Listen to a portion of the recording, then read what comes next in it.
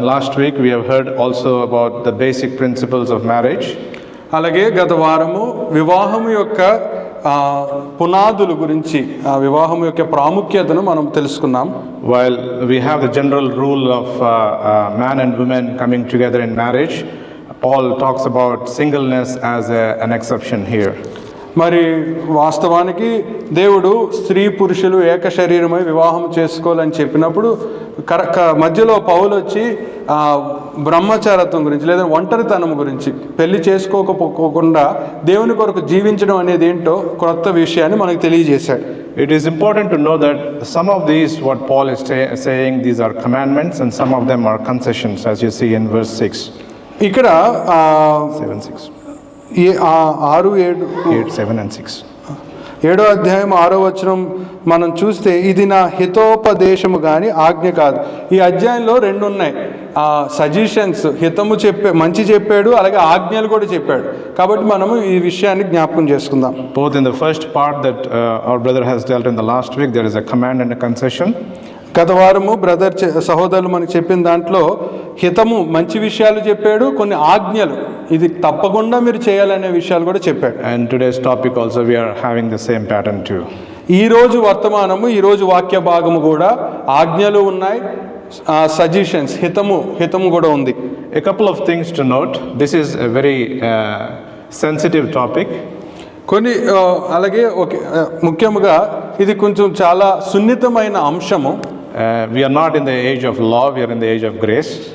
మనము ప్రేమ కాలములో లేము, కృపా కాలములో ఉన్నాం. So when the words coming out of my mouth are a little harsh, please don't take it otherwise, but please come and talk to us.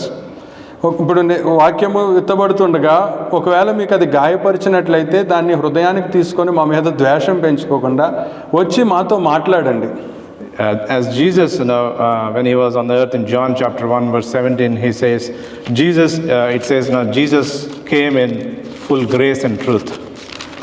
మనము యోహాను సువార్త 1:17 మనం చూస్తే కృపయు సత్యమును యేసుక్రీస్తు ద్వారా వచ్చాడు. యేసు ప్రభు వారు కృపతోనూ సత్యముతోనూ వచ్చాడు. So when we are delivering this message, hopefully we are retaining the truth but delivering this message in grace. మేము ఈ వర్తమానము చెప్పుచుండగా ఇది కృపతో చెప్తున్నాము, సత్యాన్ని చెప్తున్నాం, కాకపోతే కృపతో చెప్తున్నాము అని అర్థం చేసుకోండి. Throughout the scriptures we see the Lord gave a command actually as a general rule or a principle. వాక్యం అంతా మనము పరీక్షిస్తే దేవుడు ఒక ప్రాముఖ్యమైన ఆజ్ఞను ఆయన మనకు అనుగ్రహించాడు. But not all the times all the practical scenarios are covered. అయితే ఆ ఆజ్ఞ అన్ని చోట్ల అది ఎక్కువ సార్లు చెప్పబడలేదు. So the reason why it is not explained in detail for all the practical scenarios is for us to reach out to the Lord for clarification. ప్రతిదీ ప్రభు సూక్ష్మంగా ఎందుకు వివరించలేదంటే కొన్ని విషయాలలో కొన్ని ఆజ్ఞలు మనము ఆయన దగ్గరికి వెళ్ళి ఆయన దగ్గర నుంచి నేర్చుకోవాలని బహు వివరణ అయితే ప్రభు ఇవ్వలేదు. We have an example of daughters of Zelophehad in the Old Testament. సెలెఫాదు యొక్క కుమార్తెల యొక్క ఉదాహరణ మనకు తెలుసు. There are 5 daughters to this man. అతనికి 5 కుమార్తెలు ఉన్నారు. So what will typically happen to the inheritance? అయితే అతనికి 5 కుమార్తెలు ఉంటే ఎవరికి ఆస్తి వెళ్తుంది? Typically it goes to the sons, but these are 5 daughters, so where it does go? మరి అతనికి వాస్తవానికి కొడుకులకి వెళ్తుంది ఆస్తి, కానీ ధర్మశాస్త్ర ప్రకారం, కానీ ఇతనికి కొడుకులు లేరు, కూతుర్లు ఉన్నారు. మరి అప్పుడు ఈ కూతుర్లకు ఎలాగ ఆస్తి వెళ్తుంది? The reason why I had to research is because I have 2 daughters. నేను ఈ విషయమై ఎందుకు అన్వేషించానంటే నాకు 2 కూతుర్లు ఉన్నారు. So there was no particular answer, and so all these 5 daughters, they went to Moses and said, Moses, there is no law. Is it fair for the property to go to the father's side when we are 5 daughters here? అప్పుడు ఈ 5 కుమార్తెలు వెళ్ళి మోషే దగ్గరికి, ఎందుకంటే ధర్మశాస్త్రంలో స్పష్టంగా లేకపోతే అప్పుడు వారు మోషే దగ్గరికి వెళ్ళి మోషేని అడిగారు, అయ్యా మరి ధర్మశాస్త్ర ప్రకారం కొడుకులకి వెళ్ళాలి, ఇప్పుడు ఆ ఆస్తి మా నాన్న తరపు వారికి వెళ్తుందా మాకు వస్తుందా అని వాళ్ళు మోషే దగ్గరికి అడగడానికి వెళ్ళారు. Moses inquired of the Lord. అప్పుడు మోషే దేవుని దగ్గర ప్రార్థన చేసి, and the Lord said, yes, that is a fair question and a fair ask, so the land should belong to the daughters. అప్పుడు మోషే దేవుని దగ్గర ప్రార్థన చేసి ఆ విషయాన్ని అడిగినప్పుడు దేవుడు ఏమన్నాడంటే, అది సరైన ప్రశ్న, తప్పకుండా ఆ ఆస్తి ఆ 5 కుమార్తెలకే చెందుతుందని దేవుడు మోషే ద్వారా ఆ కుమార్తెలకు సమాధానం ఇచ్చాడు. So while there are general principles or rules that are laid out in the scriptures for us, మరి అందువలన బైబిల్లో అనేకమైన ఆజ్ఞలు బైబిల్లో చెప్పబడ్డాయి. so in some of the practical scenarios we have to approach the Lord. అయితే కొన్ని ఇంకా వివరణ కావాలంటే మాత్రం మనం దేవుని దగ్గరికి, ఆయన దగ్గరికి వచ్చి మనం అడగాలి. So this passage, if you look at it, there are 3 parts or 3 commands or the 3 principles that we can look at. మనము ఈ 7వ అధ్యాయము 10వ వచనము నుంచి 16 మనం చూస్తే ఈ భాగాన్ని 3గా మనము విభజించవచ్చు. In verses 10 and 11, 10-11 వచనాల్లో God ratifies that marriage is a covenant and then he hates divorce. 10-11 వచనాల్లో మనం గమనించింది ఏంటంటే, దేవుడు వివాహం అనేది ఒక నిబంధన అని చెప్పి ఆయన విడాకులను అసహించుకుంటాడు. And there is also a relaxation or resolution if that particular command is not followed. అయితే అలా ఆ దేవుడు చెప్పిన ఆజ్ఞ కానీ అక్షరాల పాటించకపోతే దానికి ఒక ప్రక్రియ అనేది ఉంది. That is the first 2 verses of it. అది మనము మొదటి 2 వచనాల్లో చూడొచ్చు. Then in verses 12 and 13, 12-13 వచనాల్లో there is a general principle that we can glean out of it, where it says, do not be unequally yoked with an unbeliever. మరి 12-13 వచనాల్లో మనం చూస్తే అక్కడ ఇంకొక వివాహము గురించి ఇంకో విషయం ఉంది. అవిశ్వాసితో మరి వివాహము చేసుకోవచ్చా చేసుకోకూడదు అనే విషయాన్ని అక్కడ చెప్పబడడం జరిగింది. And then there is a relaxation of living with an unbelieving spouse. అలాగే అవిశ్వాసి అయిన దేవుణ్ణి ఎరగని అబ్బాయితో వివాహము సంసారం ఎలా చేయాలనే విషయం అక్కడ చూస్తాం. And the third command or the third foundational truths, 3వ ప్రాముఖ్యమైన విషయం ఏమిటంటే ఈ భాగంలో, the purpose of the marriage is to produce a godly offspring. 14-16 వచనాల్లో వివాహం యొక్క దేవుని యొక్క ఉద్దేశం ఏంటంటే దైవికమైన బిడ్డలను, సంతానాన్ని మనము ప్రభు కొరకు పెంచాలి. We have sung the song just now, and I like the words in which it says the children shuddulu, right? Yeah, that's the verse that is mentioned there. The children will be holy.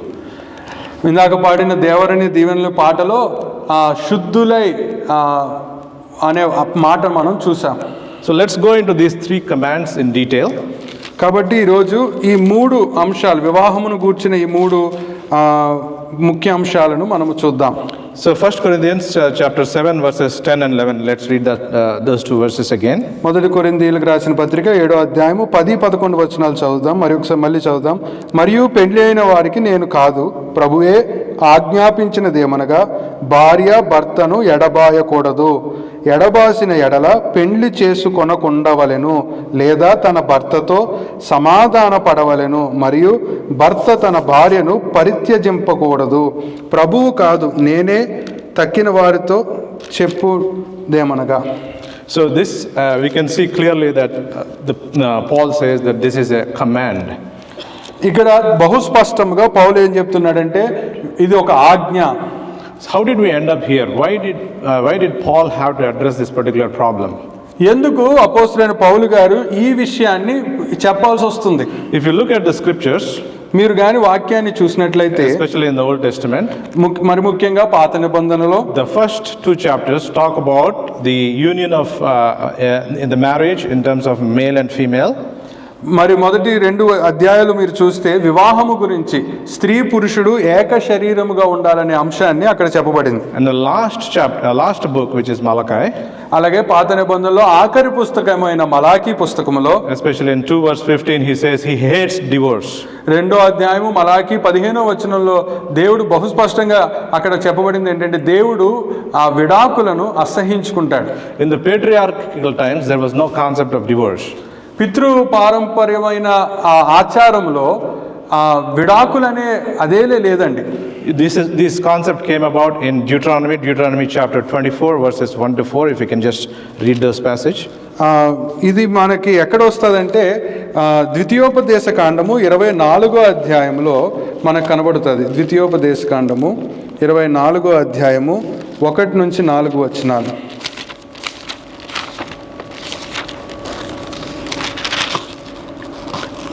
ఒకడు స్త్రీని పరిగ్రహించి ఆమెను పెండ్లి చేసుకొనిన తరువాత ఆమె యందు మానభంగ సూచన ఏదో ఒకటి అతనికి కనబడినందున ఆమె మీద అతనికి ఇష్టము తప్పిన ఎడల అతడు ఆమెకు పరిత్యాగ పత్రము వ్రాయించి ఆమె చేతికిచ్చి తన ఇంట నుండి ఆమెను పంపివేయవలెను. ఆమె అతని ఇంట నుండి వెళ్ళిన తరువాత ఆమె వేరొక పురుషుణ్ణి పెండ్లి చేసుకొనవచ్చును. ఆ రెండవ పురుషుడు ఆమెను వల్లక ఆమెకు పరిత్యాగ పత్రము వ్రాయించి ఆమె చేతికిచ్చి తన ఇంట నుండి ఆమెను పంపివేసిన ఎడలనేమి, ఆమెను పెండ్లి చేసుకొన పిమ్మట ఆ రెండవ పురుషుడు చనిపోయిన ఎడలనేమి, ఆమెను పంపివేసిన ఆమె మొదటి పెనిమిటి ఆమెను పెండ్లి చేసుకొనుటకై ఆమెను మరలా పరిగ్రహింపకూడదు. ఎలయనగా ఆమె తన్ను అపవిత్రపరచుకొనెను, అది యెహోవా సన్నిధిని హేయము గనుక నీ దేవుడైన యెహోవా నీకు స్వాస్యముగా ఇచ్చుచున్న నీ దేశమునకు పాపము కలుగునట్లు మీరు అలాగూ చేయకూడదు. The reason why God is telling this particular command in terms of the certificate of divorce is so that they do not sin in the land in which they are going to live. యేసు ప్రభు విడాకుల గురించి ఇక్కడ ఎందుకు, దేవుడు విడాకుల గురించి ఇక్కడ ఎందుకు ఇంత స్పష్టంగా చెప్తున్నాడంటే, వాళ్ళు నివసిస్తున్న దేవుని రాజ్యములో, దేవుని దేశములో అది పాపానికి దారి తీసేది, అది దేశాన్ని పాపములోనికి నడిపిస్తారు. We know God is a holy God. మనందరికీ తెలుసు దేవుడు పరిశుద్ధుడు. God cannot tolerate sin. ఆయన పాపాన్ని ఎంత మాత్రము ఒప్పుకోడు. In the beginning chapters of the scriptures he said man and woman shall be one flesh. మరి ఆ ప్రారంభ పుస్తకంలో పురుషుడు స్త్రీ ఒక శరీరం, ఏక శరీరం అని ప్రభు చెప్పాడు. So how can the two become one flesh? ఎలాగా ఇద్దరు మనుషులు ఒక శరీరం అవ్వగలరు? Mathematically this is impossible, right? లెక్కలుగా మనం చూసుకుంటే అది అసాధ్యం. Yeah, 1 + 1 is 2. That's a common understanding from our mathematical principles, right? లెక్కలు మనం చూసినట్లయితే ఒకటి కలిపితే 2 అవుతుంది, కానీ ఇప్పుడు ఇది ఒకటి కలిపితే 1 అవుతుంది. అది ఎట్లా? Yeah, so for that you need to understand, before the 2 has become 2, it was only 1. మనం అర్థం చేసుకోవాల్సిందంటే 2 అవ్వక ముందు అది 1. Yeah, so Adam was the one who God created in his image. ఆదామును దేవుడు తన రూపంలో, స్వరూపంలో అతన్ని నిర్మాణం చేశాడు. And woman was taken out of Adam and then she was made as a woman. అయితే స్త్రీని ఆ ఆదాములో నుంచి బయటికి తీశాడు. And then he brought that woman to Adam and says, you both shall be as one flesh. ఆ ఆదాములో నుంచే అవ్వను తీసి మళ్ళీ అవ్వను ఆదాము దగ్గరికి తీసుకొచ్చి మీరు ఒక శరీరము అని చెప్పడం జరిగింది. In a way, this is a surgery that was done. If you have to look at it in normal terms, it is basically taking the bone out of your body. ఇంకో మాటలో చెప్పాలంటే ఇది ఒక ఆపరేషన్ లాగా, మన దేవుడు ఒక operation చేసి చికిత్స చేసి ఆయన ఒక ఎముకను మనలో నుంచి తీసినట్టుగా మనం చూస్తున్నాం. And then he has put that back together. ఆయన అతనిలో ఉన్న ఎముకను బయటికి తీసి మళ్ళీ ఆ ఎముకను కలిపేశాడు. Okay, so you have to understand that man's surgical operations are different from God's operations. మరి మీరు అర్థం చేసుకోవాల్సింది ఏంటంటే, మానవుడు చేసే చికిత్సలు వైద్యాలకి దేవుడు చేసే చికిత్సలు ఆపరేషన్స్కి చాలా వ్యత్యాసం ఉంటుంది. When God brings together, it is in the form of a covenant, in the form of a relationship. దేవుడు రెండింటిని తీసుకొచ్చాడంటే అది నిబంధనకు సూచన, ఒక నిబంధనకు సూచనగా ఉంటుంది. If man tries to break it, he is trying to meddle with God's design.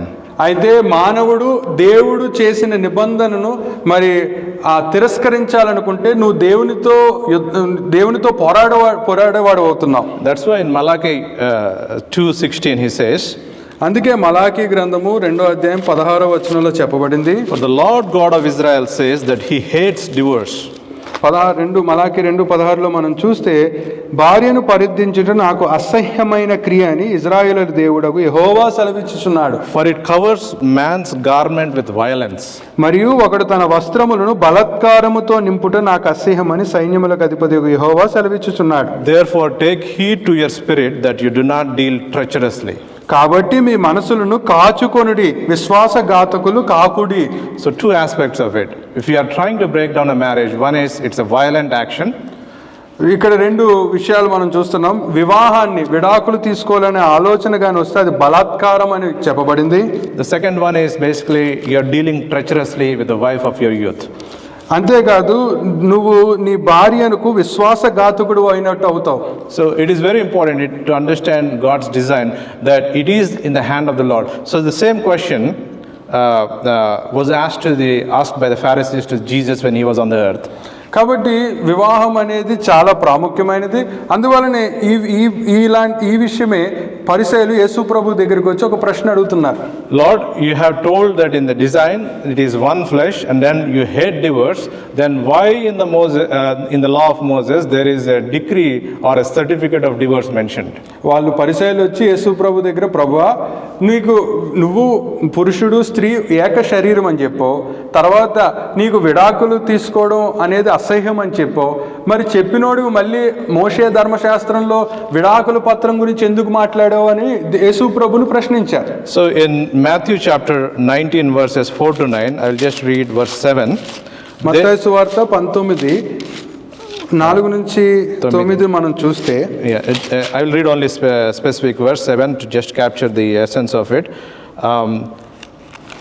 They said to him, why then did Moses command to give a certificate of divorce and to put her away? He said to them, Moses, because of the hardness of your hearts, permitted you to divorce your wives, but from the beginning it was not so. ఇక్కడ మనం చూసినట్లయితే పరిసయ్యులు యేసు ప్రభుని అడుగుతున్నారు. అందుకు వారు, అలాగైతే విడాకుల పత్రికను ఇచ్చి ఆమెను విడనాడమని మోషే ఎందుకు ఆజ్ఞాపించినని వారిని ఆయన అడగగా, ఆయన మీ హృదయ కాఠిన్యమును బట్టి మీ భార్యలను విడనాడ మోషే సెలవిచ్చను, కానీ ఆది నుండి అలాగూ జరగలేదు. So the original design of God is no divorce, no separation. వాస్తవానికి దేవుడు సృష్టిని సృష్టించినప్పుడు, వివాహ వ్యవస్థను నెలకొల్పినప్పుడు అసలు విడాకులు అనే అంశమే లేదు. But if you look at from generation to generation to generation in the scriptures, everybody was trying to do in their own manner, in their own ways. కానీ మనం ఒక తరం తర్వాత చూస్తే ఎవడికి వాడి హృదయ కాఠిన్యం, వాడికి ఇష్టం వచ్చినట్లు ప్రవర్తించడం మొదలు పెట్టాడు. We can see that in Romans chapter 1, where they did not acknowledge the ways of God.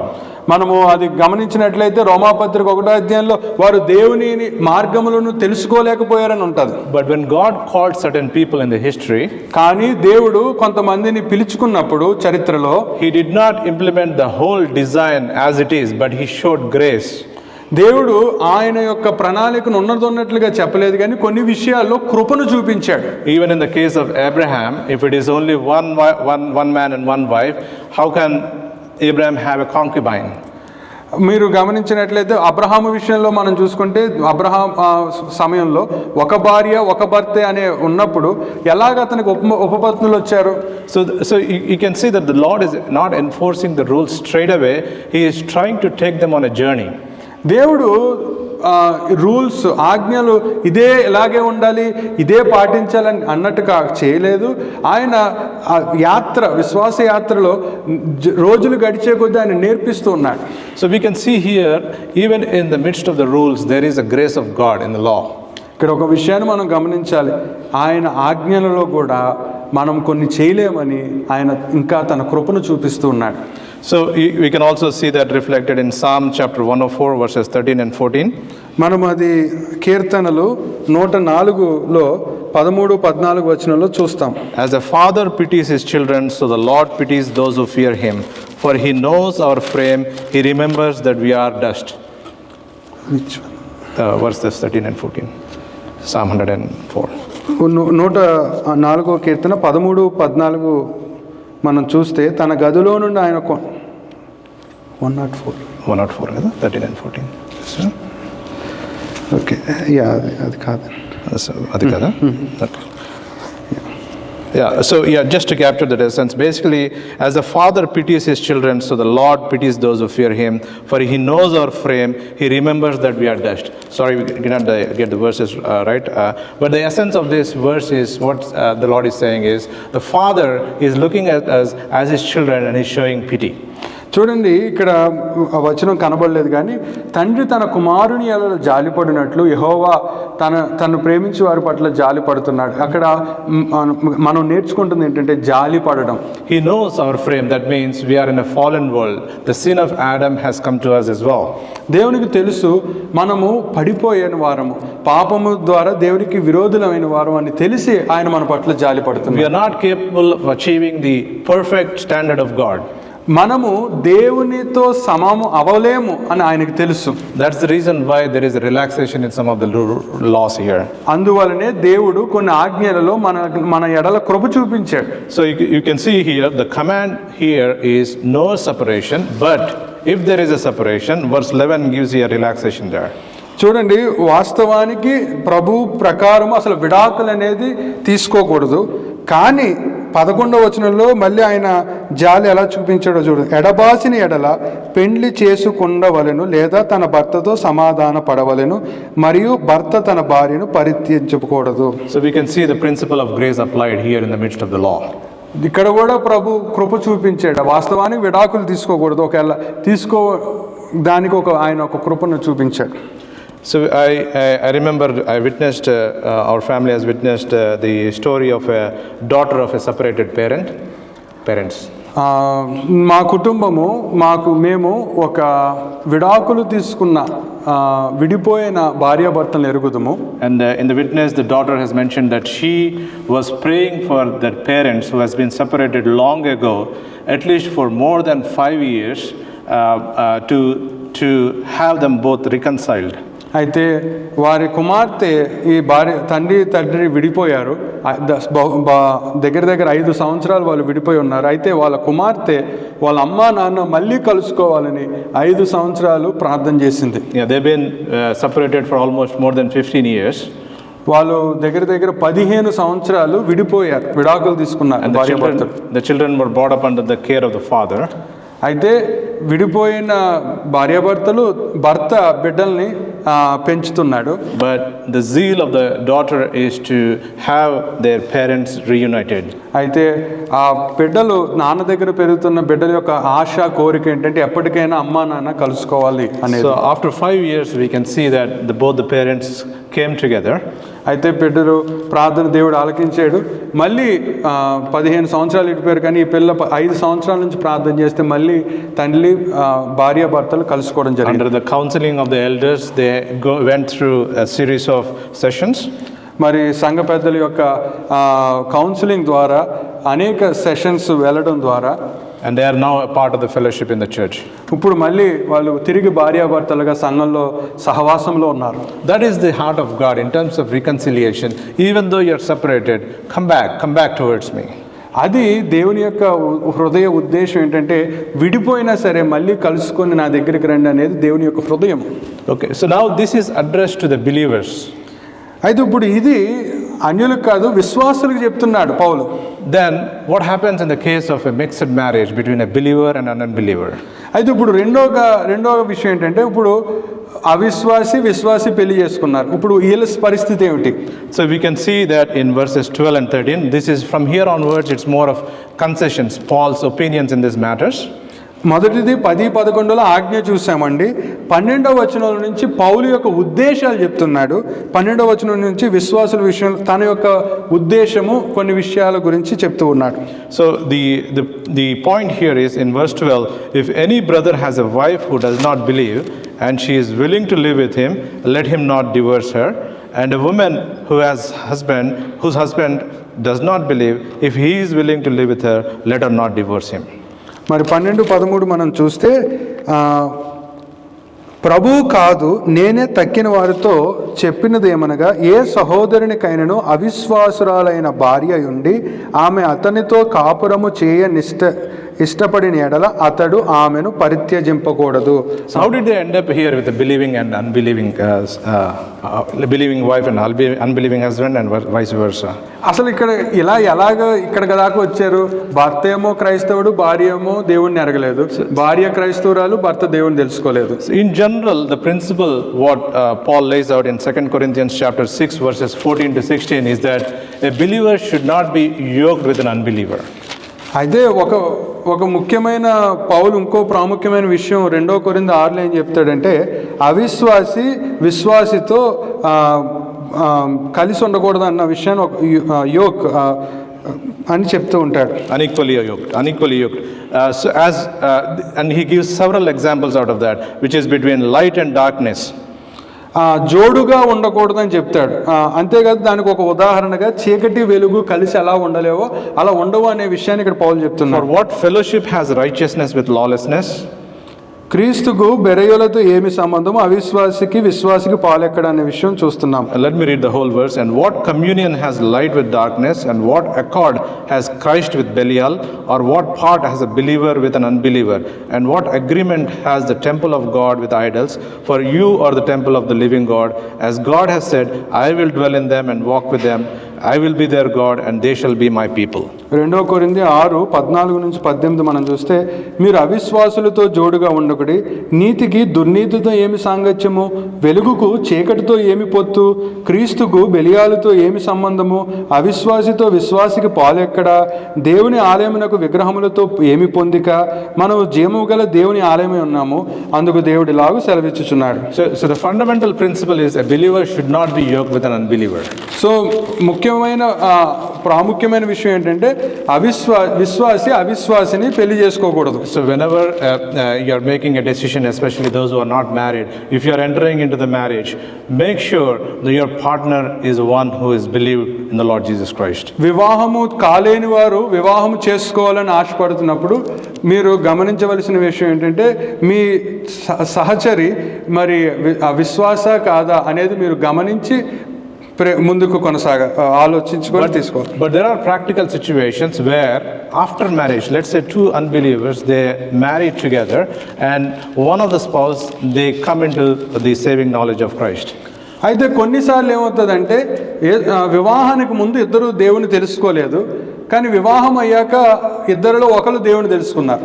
So the question that Paul received was, if my wife is not a believer or if my husband is not a believer, should I separate? Should I divorce her? అప్పుడు పౌలు గారికి వచ్చిన ప్రశ్న ఏంటంటే, మరి ఇప్పుడు నేను యేసుప్రభుని నమ్ముకున్నాను, నా భార్య దేవుని నమ్ముకోలేదు, ఇప్పుడు నేను విడాకులు తీసుకోవాలా అని పౌలుని ప్రశ్నించారు. So where did Paul get this interpretation from? I was wondering. అప్పుడు పౌలు గారు ఒక వివరణ ఇచ్చారు. అసలు ఈ పౌలు గారికి ఈ వివరణ ఎక్కడి నుంచి వచ్చిందని నేను ఆలోచిస్తున్నా. So in the scriptures you can see again in the history of the scriptures, I think we find rich set of information. So we have to go back to Genesis chapter 23 verses 3 and 4. అప్పుడు ఆలోచిస్తూ ఉండగా కొన్ని తలంపులు ఆదికాండము 23-24కు మనం వెళ్దాం. This is a concept of a mixed marriage here. ఇక్కడ కలిసి అన్యులు విశ్వాసులు కలిసి పెళ్లి చేసుకోవడం వల్ల వచ్చిన పర్యవసానాలు ఏంటో ఇక్కడ చెప్పబడింది. So let's read Genesis chapter 24 verses 3 and 4. ఆదికాండము 24 వచనాలు చూస్తే, నేను ఎవరి మధ్య కాపురమున్నానో ఆ కనానీయుల కుమార్తెలలో ఒక దానిని నా కుమారునికి పెండ్లి చేయక నా స్వదేశమందున్న నా బంధువుల యొద్దకు వెళ్ళి ఇస్సాకును నా కుమారునికి భార్యను తెచ్చినట్లు ఆకాశము యొక్క దేవుడును భూమి యొక్క దేవుడునైన యెహోవా తోడని నీ చేత ప్రమాణము చేయించెదనను. Why is Abraham looking for people from his own tribe? ఎందుకు అబ్రహాము గారు తన సొంత కుటుంబము తన సొంత బంధువుల్లో తన కొడుక్కి కోడల్ని ఎత్తుక్కుంటున్నాడు? Why not marry the neighbors in the sense Canaanites? ఎందుకు తన పక్కనున్న కనానులు వాళ్ళలో ఎందుకు అమ్మాయిని కోడల్ని చూసుకోలేదు? There is an important consideration here because we can see that when God has addressed Abraham, trusted Abraham, he knew that Abraham is going to raise his children in a godly way. ఇక్కడ ఎందుకు అలా అబ్రహాము ఆలోచించాడంటే, అబ్రహాము దేవుని యందు విశ్వాసం ఉంచినప్పుడు అబ్రహాము ఏమనుకున్నాడంటే తన బిడ్డలను లేదంటే తన సంతానము దేవుని భయములో ఎదగాలి అని ఆశపడ్డాడు. If his son goes and marries some Canaanite woman, తన కొడుకు తన వారిని కాకుండా బయటికి వెళ్ళి కనాను స్త్రీని కానీ పెళ్లి చేసుకుంటే, so that Canaanite women will bring in the ritual practices of what they are doing in their world. అప్పుడు ఆ కనాను స్త్రీ ఏం చేస్తుందంటే ఆ కనానులో ఉన్న విగ్రహారాధన, ఆచారాలు, మూఢనమ్మకాలు అవన్నీ తీసుకొని ఇంట్లోకి వస్తుంది. Then she will convert the son basically into worshipping the other gods. అప్పుడు కనాను స్త్రీ అలాంటి అమ్మాయి ఇంట్లోకి వచ్చినప్పుడు అప్పటి వరకు భక్తిలో పెరిగిన ఇస్సాకుని ఏం చేస్తుందంటే దేవుడి నుంచి దూరం చేసి తన ఆచారాల్లోకి, ట్రెడిషన్స్లోకి తన భర్తను మార్చుకోగలదు. So we can see the same pattern in Deuteronomy chapter 7 verses 1 to 4. Let's read that one.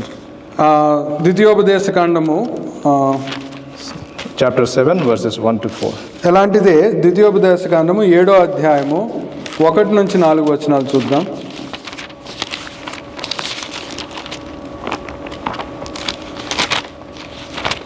I think we can in the interest of time let's read verses 3 and 4. ద్వితీయోపదేశకాండము 7వ అధ్యాయము 3-4 చదువు. నీవు వారితో వియ్యమందకూడదు, వాని కుమారునికి నీ కుమార్తెను నీయకూడదు, నీ కుమారునికి వాని కుమార్తెకు పుచ్చుకొనకూడదు, నన్ను అనుసరింపకుండా ఇతర దేవతలను పూజించినట్లు నీ కుమారుణ్ణి వారు మళ్లించుదురు. అందును బట్టి యెహోవా కోపాగ్ని నీ మీద రగులుకొని ఆయన నిన్ను త్వరగా నశింపజేయును. So we can see why the Lord is telling them to marry within their own tribes. ఎందుకు దేవుడు తన బిడ్డలను మీ కుటుంబాల్లోనే, మీ జనాంగములోనే వివాహం చేసుకోండి, బయట వాళ్ళు ఎందుకు చేసుకోవద్దో దానికి వివరణ ఇక్కడ ఇస్తున్నాడు. Because they will come in and then they will make the people serve other gods. మీరు కానీ మీ బిడ్డలకు అన్యుల నుంచి వివాహం చేస్తే వాళ్ళు ఏం చేస్తారంటే ఇక్కడ దేవుడు స్పష్టంగా చెప్తున్నాడు, ఇతర దేవతలను పూజించినట్లు మీ బిడ్డల్ని మళ్ళిస్తారు. So throughout the history we see Israelites trying to follow what is happening in the rest of the world. కాబట్టి మనం చరిత్ర అంతా చూసుకున్నాము. ఇజ్రాయేలు దేవుడు మన ముందు పెట్టాడు ఒక ఉదాహరణగా, వాళ్ళు ఎలా తప్పటడుగులు వేశారో మనం తెలుసు. So now in the case of Ezra and Nehemiah we can see a similar story there as well. Ezra, Nehemiah ఆ పుస్తకాలు మీరు చదివితే ఇలాగ అన్యుల్ని చేసుకోవడం వల్ల వచ్చిన పర్యవసానాలు ఏంటో మనం చదువుతాం. We don't want to go into this passage, but if you are interested I can share some verses.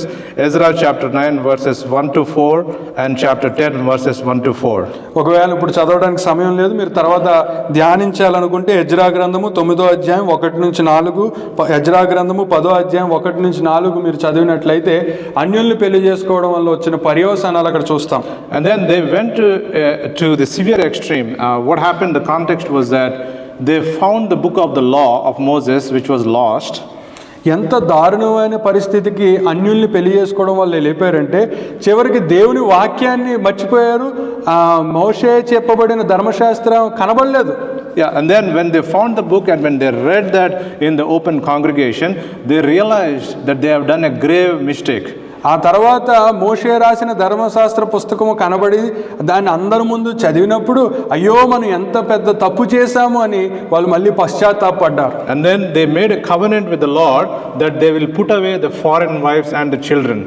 ఎంత స్థితికి వెళ్ళారంటే వాళ్ళు భయపడి చివరికి వాళ్ళు ఏమన్నారంటే ప్రభుతో ఒక నిబంధన చేసి అన్యులు భార్యలు విగ్రహారాధన చేసే వారిని భర్తలను మేము విడిచిపెట్టి మేము వాళ్ళని పరిత్యాగించి మేము దేవుని కొరకు ఉంటామనే దాకా వచ్చారు. So such was the dedication, such is the seriousness, because they have been brought from captivity into Jerusalem to build the temple, and they realized that this is a very important principle where they had made a mistake. కాబట్టి ఇది చాలా ప్రాముఖ్యమైన విషయం అండి. వివాహ విషయంలో అన్యుల్ని, దేవుణ్ణి తెలియని వారిని వివాహం చేసుకున్నప్పుడు అది చాలా ప్రమాదము. ఇక్కడ ఇజ్రాయేల్ అది గమనించి వారు బయటకు రావడం మనం చూస్తూ ఉన్నాం. So while we see that this is a very serious law, again we can see the grace of the Lord in terms of the relaxation or an exception here. కాబట్టి అన్యుల్ని వివాహం చేసుకోకూడదు అనేది ఎంత దేవుడు ఇచ్చిన ఆజ్ఞ అయినా అక్కడ కూడా మళ్ళీ ప్రభు కొంచెం కృపను చూపిస్తూ ఉన్నాడు. Paul, while thinking through all these examples, పౌలు గారు ఇవన్నీ ఆలోచిస్తూ ఉన్నప్పుడు he would have gone strictly and said no, go ahead and then separate from your foreign wife. పౌలు గారు మరి వెంటనే ఆలోచించి మీరు అన్యురాల్ని పెళ్లి చేసుకున్నారా, వెంటనే విడిపోండి, విడాకులు తీసుకోండి అని చెప్పలేదు. But Paul, experiencing the grace of God, పౌలు దేవుని కృపను అనుభవిస్తున్న పౌలు he is giving us an explanation in terms of the relaxation. ఆయన ఈ విషయంలో ఈ ఈ ఈ ప్రశ్నకు ఒక చక్కటి వివరణ ఇస్తున్నాడు. So if either of the spouse is willing to live with you, ఒకవేళ నువ్వు దేవుణ్ణి నమ్ముకొని నీ భార్య దేవుణ్ణి నమ్ముకోకపోయినా నీతో కలిసి కాపురం చేయాలని ఇష్టపడితే then you should continue to live with her. అప్పుడు నువ్వు ఆమెతో కాపురం కొనసాగించాలి. That's the relaxation principle. The reason why అది ఇక్కడ ఒక వివరణ పౌలు ఎందుకు ఇచ్చాడంటే దానికి ఒక కారణం చెప్తున్నాడు. so I think we'll see that explanation in more detail in the next 14, 15 and 16 verses. But here he is giving us a relaxation that they should live. Practically thinking, ఇక్కడ ఆయన ఒకవేళ నీ అన్యురాలైన భార్య కానీ భర్త కానీ నీతో ఇంకా కాపురం చేయాలని ఇష్టపడినప్పుడు కొనసాగించండి అని ఆయన ఒక మనకి ఇక్కడ ఎక్స్ప్లెనేషన్ అనేది ఇవ్వడం జరిగింది. so let's imagine, let's practically imagine, right? Husband is a believer and wife is not a believer. ఒకసారి ఉదాహరణకి మనం ఒకసారి ఆలోచిద్దాం. భర్త భక్తి గలవాడు, దేవుణ్ణి నమ్ముకున్నాడు, భార్య దేవుణ్ణి నమ్ముకోలేదు. So the husband wants to bring in godly values according to the biblical principles.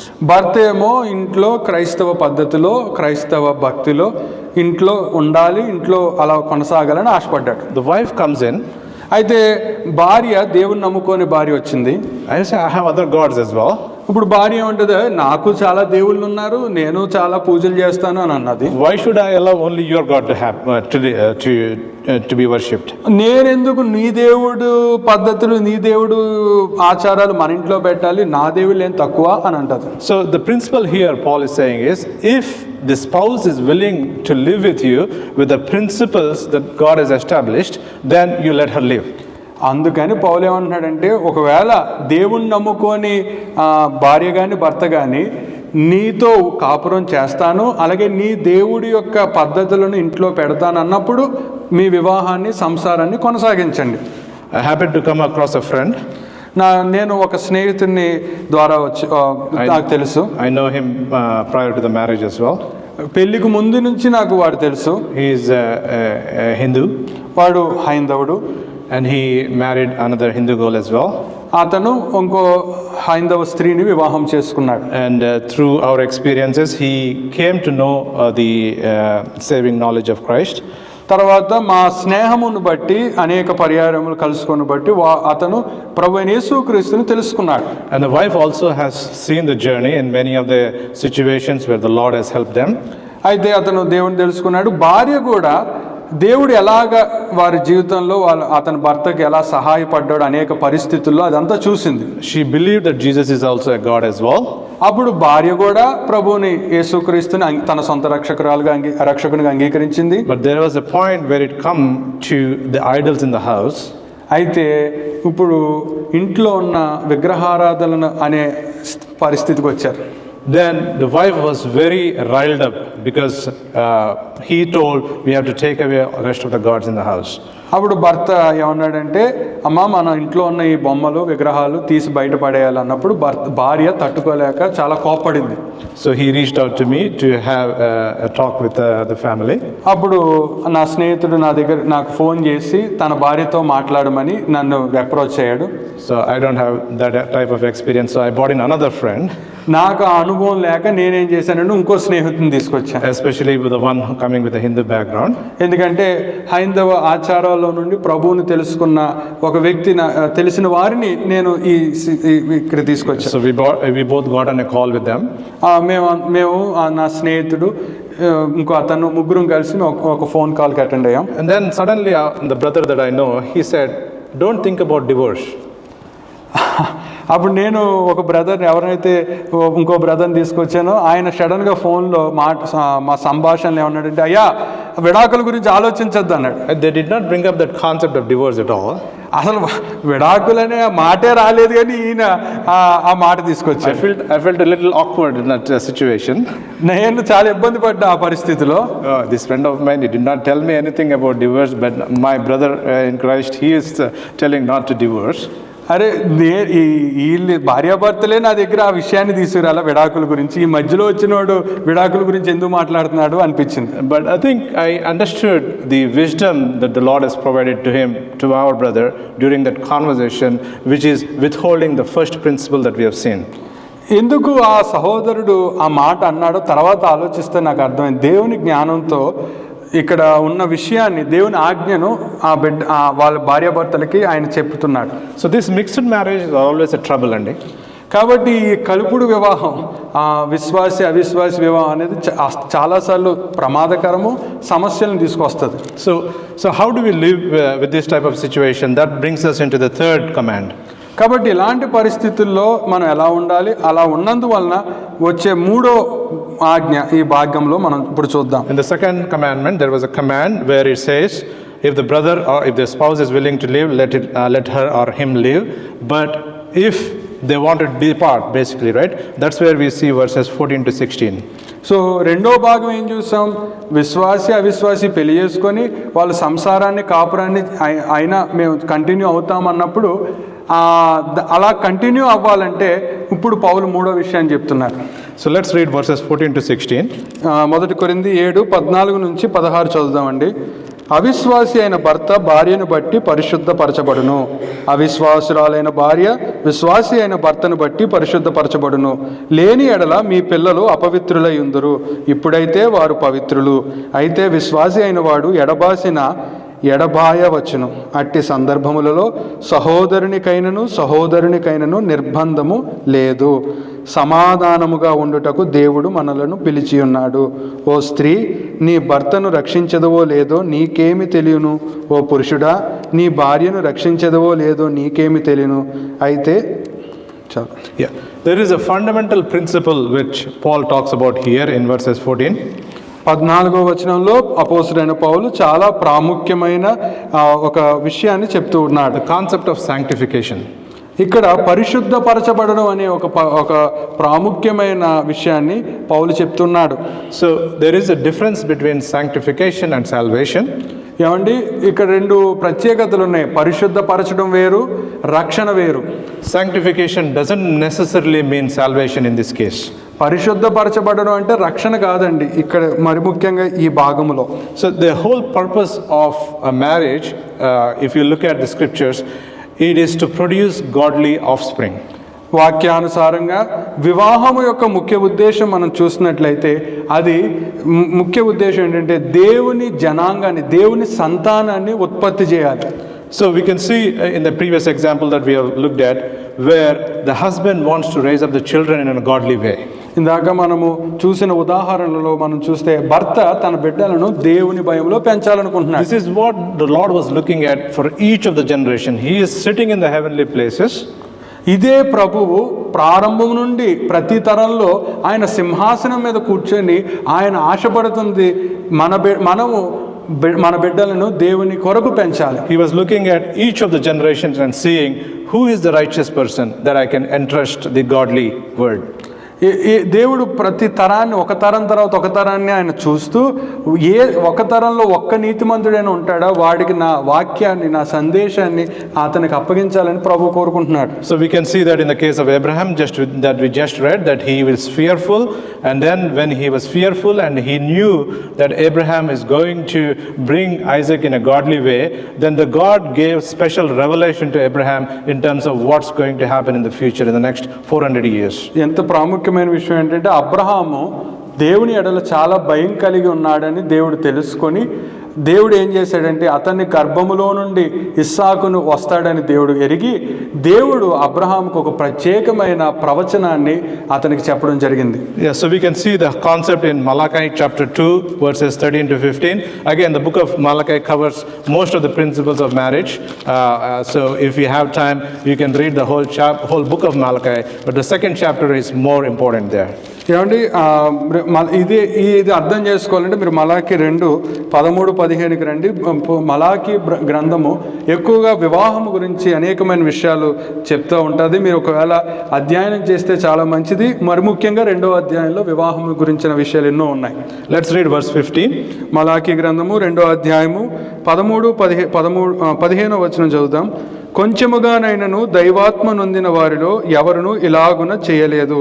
ఒకడు చేసినను ఏమి జరిగిను, దేవుని చేత సంతతి నొందవలెనని అతడు యత్నము చేసిన కదా.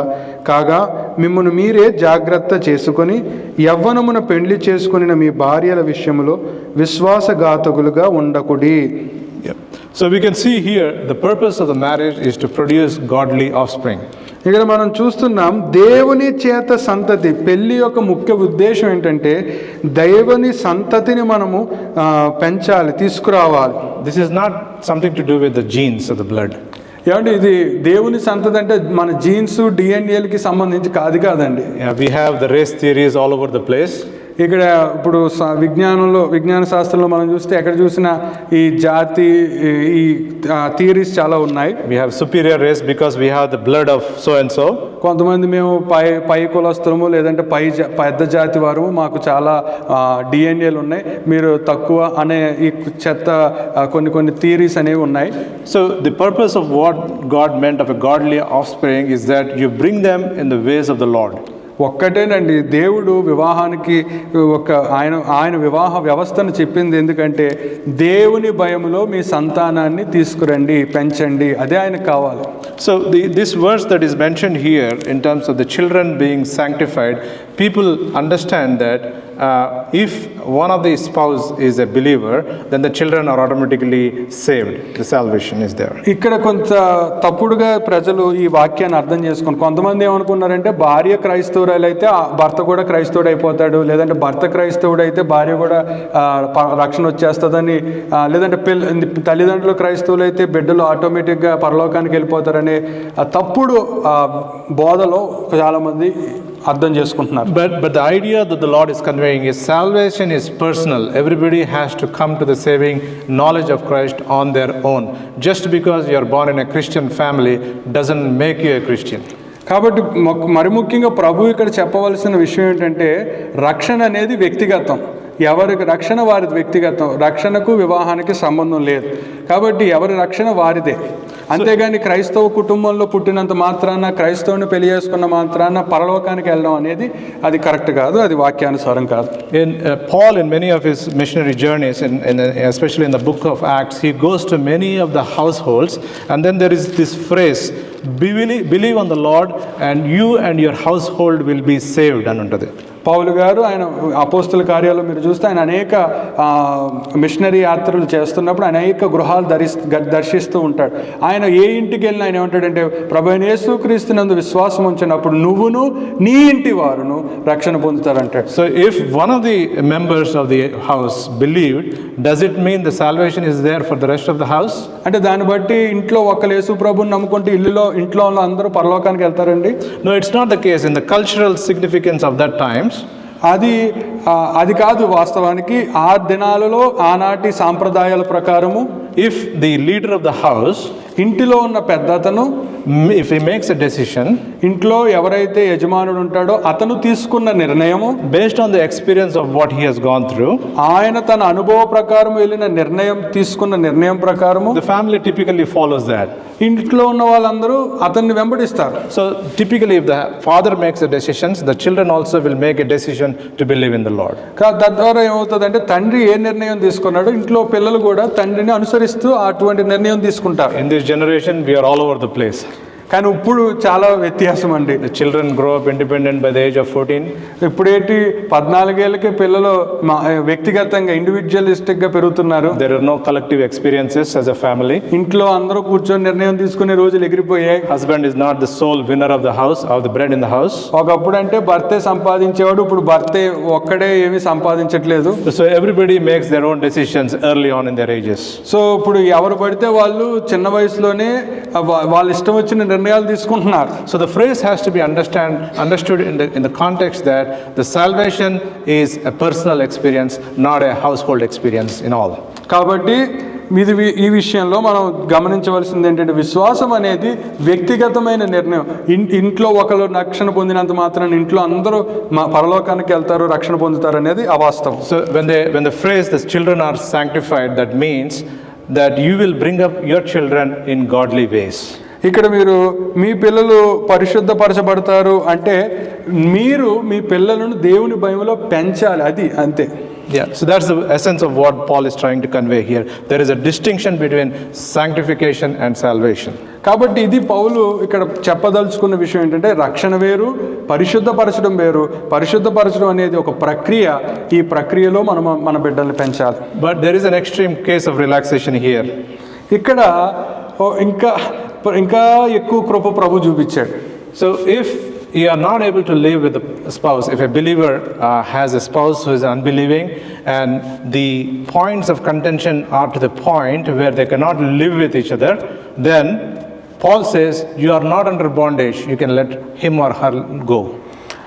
కొన్నిసార్లు ఏమవుతుందంటే విశ్వాసి అయిన భర్త అవిశ్వాసి దేవుణ్ణి ఎరగని భార్య వివాహం చేసుకున్నారు, కానీ వాళ్ళిద్దరూ ఒక విషయంలో ఏకీభవించలేకపోతున్నారు కొన్ని విషయాల్లో. అప్పుడు నువ్వేమి బానిసగా బ్రతకనక్కర్లేదు, విడిపోవాలనుకున్నప్పుడు సమాధానంగా విడిపోండి అని పౌలు చెప్తున్నాడు. So I was struggling to understand these concepts, and for a long time I had to struggle with these thoughts, and God has blessed us with a couple of stories with people coming in our life and asking these questions, and so this was helpful for us to share some of these thoughts with you. కాబట్టి ఈ ముఖ్యంగా ఈ వివాహ విషయాలు, విడాకుల గురించిన విషయాల్లో చాలాసార్లు నేను చాలా ఇబ్బంది పడ్డాను. చాలా అనేకమైన ప్రశ్నలు ఉండేవి. అయితే దేవుడు ఎదిగే కొద్దీ, దినాలు గడిచే కొద్దీ కొంతమంది అనుభవజ్ఞులైన దైవిక కుటుంబాల ద్వారా మేము కొన్ని విషయాలు నేర్చుకుని, అలాగే మమ్మల్ని చాలామంది అడిగిన ప్రశ్నలకు సమాధానాలు ఇస్తూ మేము ఇప్పుడు కొంత నేర్చుకోవడం జరిగింది. So back in India we had a family friend. భారతదేశంలో మాకు ఒక సన్నిహితమైన కుటుంబం ఉండేది. Wife is a believer and husband is from a Roman Catholic background. ఒక భార్య ఏమో మంచి విశ్వాసి, భర్త ఏమో రోమన్ క్యాథలిక్ సంస్థకు చెందినవాడు. And the wife was good friends with my mother. ఆ భార్య, విశ్వాసి అయిన భార్య మా అమ్మగారికి చాలా సన్నిహితురాలు. So they used to spend a lot of time praying for various aspects of it. మా అమ్మగారు ఆమె చాలా ప్రార్థనలు ఎక్కువ గడిపేవారు, అనేక విషయాల కోసం ప్రార్థన చేసేవారు. This is I'm talking about even prior to the marriage. Correct me if I'm wrong, Helena. Right? And we knew them prior to the marriage as well. వాస్తవానికి నేను చెప్తున్నది ఏమిటంటే పెళ్లికి ముందు నుంచే ఆ సహోదరి గారు, మా అమ్మగారు ఎంతో ప్రార్థనలో గడిపేవారు. So after their marriage they had kids. తర్వాత ఆమెకు వివాహం అయింది. వివాహం అయ్యాక పిల్లలు ఉన్నారు. So the husband is from a Roman Catholic background. He doesn't believe in doesn't have a salvation experience. భర్త ఏమో రోమన్ క్యాథలిక్ బ్యాక్గ్రౌండ్ చెందిన ఆయన, అతనికి రక్షణ మారుమనసు అనుభవం అనేది లేదు. The wife firmly believes in Christ. భార్య ఏమో చాలా ప్రభువునందు విశ్వాసం ఉంచింది, తన పాప క్షమాపణ మారుమనసు అనుభవంలో ఉంది. So what would typically happen in those scenarios? The kids, would they come in the favor of the Lord, or they will just follow a nominal Christian life? ఇప్పుడు ఇలాంటి పరిస్థితుల్లో పిల్లలు అమ్మ పాటిస్తున్న భక్తిలోకి వెళ్తారా, నాన్న పాటిస్తున్న భక్తి వైపు వెళ్తారా? But over the years what we have seen, the kids are about now 20-25 years old. అయితే దినాలు గడిచే కొద్దీ, సంవత్సరాలు గడిచే కొద్దీ ఇప్పుడు పిల్లలు ఒక 20-25 సంవత్సరాల వయసులో ఉన్నారు. మేము గమనించింది ఏమిటంటే Because of the prayers that the mother had, తల్లి చేసిన ప్రార్థనల వలన they were raised up in a very godly way. ఈరోజు ఆ పిల్లలండి చాలా భయభక్తుల్లో, దేవుని భయంలో వాళ్ళు ఎదిగారు, పెంచబడ్డారు. They show interest, they keep talking to us and asking questions so that they can grow in the Lord. ఈరోజు ఆ పిల్లలు మాకు ఎన్నోసార్లు ఫోన్ చేసి అనేక ప్రశ్నలు అడుగుతూ, బైబిల్ గురించి, వాక్యం గురించి వాళ్ళు అడుగుతూ దేవునిలో ఎదుగుతున్నారు. That is one side of the story. ఇది ఒక కథలో ఒక భాగము. When we see other side of the story where the families, they were not able to gel together and they had to break up and separate themselves. కొన్నిసార్లు ఇలా జరుగుతుంది. కొన్నిసార్లు ఏమవుతుందంటే భార్య భర్త ఒక అంగీకారానికి రాకపోవడం వల్ల చివరికి గొడవలు, మనస్పర్ధలు, నెమ్మది లేకపోవడం వల్ల విడాకులకు దారితీస్తుంది. So the essential understanding for us is whenever you have a decision to make, first go to the principle, the absolute command.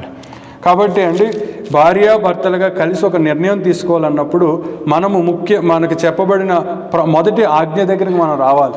Then you consider the practical aspects in terms of the relaxation that the scriptures have laid out for us. ఇద్దరు ఒక మాట మీదకి వచ్చి దేవుని దగ్గర మనము ఆయన దగ్గర దేవుని సహాయం కోరుకొని ఆ వాక్యము చెప్పిన ప్రకారముగా నిర్ణయాలు తీసుకోవాలి. If there is a practical scenario where it is not covered in the scriptures, then you have to approach the Lord in a very practical way. కొన్నిసార్లు బైబిల్లో మీకు అర్థం కాలేదు, లేదంటే మీరున్న పరిస్థితి వివరణగా లేదు అన్నప్పుడు, స్పష్టముగా లేదు అన్నప్పుడు మీరిరువురు కలిసి ప్రభువు దగ్గర, ప్రభు పాదాల దగ్గర ఆ విషయం కొరకే ప్రభువు దగ్గర వేచి కనిపెట్టాలి. So the whole purpose of all these principles was, we heard last week, that it was pointing to a great mystery. ఏమండి, ఈ వివాహ వ్యవస్థ యొక్క మీరు ప్రభువు ఏర్పరిచిన ఈ వివాహ వ్యవస్థను అంతా మీరు కానీ గమనించి అధ్యయనం చేసినట్లయితే ఒక గొప్ప మర్మం అనేది గత వారం మనం చూసాం. We can see in Ephesians chapter 5 verses 22 to 32. ఆ మర్మం ఏంటో ఎఫెసీయులకు రాసిన పత్రిక 5వ అధ్యాయము 22వ వచనం మనం చూస్తే, స్త్రీలారా ప్రభువునకు వలె మీ సొంత పురుషులకు లోబడి ఉండండి. క్రీస్తు సంఘమునకు శిరసై ఉన్నలాగున పురుషుడు భార్యకు శిరసై ఉన్నాడు. క్రీస్తే శరీరమునకు రక్షకుడై ఉన్నాడు. సంఘము క్రీస్తునకు లోబడినట్టుగా భార్యలు కూడా ప్రతి విషయములోనూ తమ పురుషులకు లోబడవలెను. So let's take all these three principles here and apply to the greater mystery here. ఇప్పుడు మనము 1 కొరింథీ 7వ అధ్యాయం ఈ భాగంలో నేర్చుకున్న ఈ 3 విషయాలను ఎఫెసీ పత్రిక 5వ అధ్యాయానికి మీరు అన్వయించుకోండి. Man and woman, పురుషుడు స్త్రీ, they come together, వారు ఇరువురు కలిసినప్పుడు they become one flesh. వారు ఏక శరీరం అవుతారు. Christ and the body, క్రీస్తు శరీరము, they come together, క్రీస్తు సంఘము ఒకటిగా అయినప్పుడు there is one single entity. అది ఒక శరీరం అవుతుంది. So we have to understand that the principles, the physical principles that are given to us, is pointing to a greater spiritual truth. ఇక్కడ వ్యక్తిగత ప్రమాణాలు మనకివ్వబడినవి ఆత్మీయ సత్యాలకు ప్రతిరూపంగా ఉన్నాయి. There is from the second principle, if you see, let's read 1 Corinthians chapter 6 verse 15 to 17. రెండవ విషయాన్ని మనం చూస్తే 1 కొరింథీ 6:15 to 17. 1 కొరింథీ 6వ అధ్యాయము 15 నుంచి 17 చదువుదాం. మీ దేహములు క్రీస్తునకు అవయములై ఉన్నవని మీరు ఎరుగురా? నేను క్రీస్తు యొక్క అవయములను తీసుకుని వేశ్య యొక్క అవయములుగా చేయుదునా? అది ఎంత మాత్రమును తగదు. వేశ్యతో కలుసుకునివాడు దానితో ఏకదేహమై ఉన్నాడని మీరు ఎరుగరా? వారిద్దరూ ఏక శరీరమై ఉందరు అని మోషే చెప్పుచున్నాడు కదా, అటువలే ప్రభువుతో కలుసుకునివాడు ఆయనతో ఏకాత్మై ఉన్నాడు.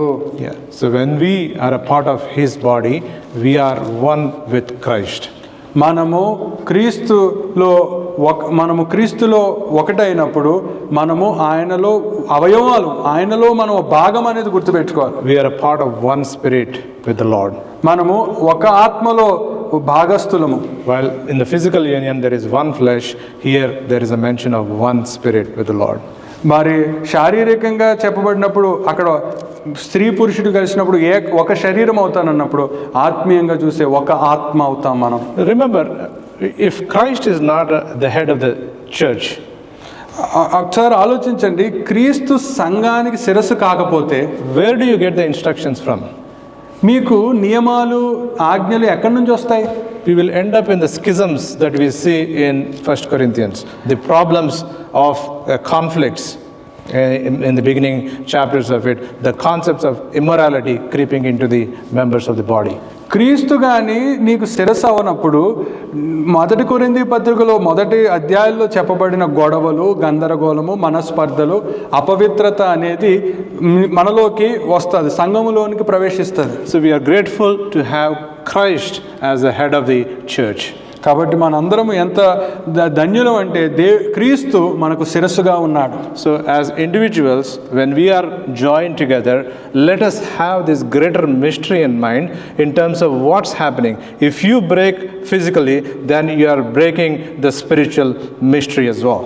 కాబట్టి దేవుని బిడ్డలారా, మనం అందరం కలుసుకున్నప్పుడు మనం ఎప్పటికప్పుడు మన మనసులో ఉండవలసింది క్రీస్తు సంఘానికి శిరస్సు. ఒకవేళ నువ్వు శారీరకంగా ఏదైనా పాపము తప్పు చేసినట్లయితే నువ్వు దేవుని ఆత్మలో నువ్వు భగ్నము లేదంటే ఆ అవయవాలకు బాధ కలిగించిన వాడు అవుతావు. So let us all think these principles of marriage that the Lord has given to us is to reflect God's glory. As we are reminded last week, that lives on this earth are temporary, we will die, but in the spiritual realm we are one with the Lord. కాబట్టి ఈ వివాహం అనే అంశం మనం ధ్యానించిన ప్రకారము వివాహం అనేది అది ఆత్మీయ విషయాన్ని సూచిస్తూ ఉంది. కాబట్టి గత వారం కూడా మనం తెలుసుకున్నాం, వివాహం అనేది ఒక మర్మాన్ని తెలియజేస్తుంది. అదే ఆ ఆత్మీయ మర్మము, క్రీస్తు సంఘము అనే విషయాన్ని తెలియజేస్తుంది. కాబట్టి మనం మన వివాహ జీవితాల్లో, మన వ్యక్తిగత జీవితాల్లో క్రీస్తుని శిరస్సుగా పెట్టుకొని మనం ఆయనకు మహిమ తెచ్చే పాత్రలుగా జీవిద్దాం. May the Lord bless these words for us. దేవుడు ఈ వాక్యమును దీవించును గాక.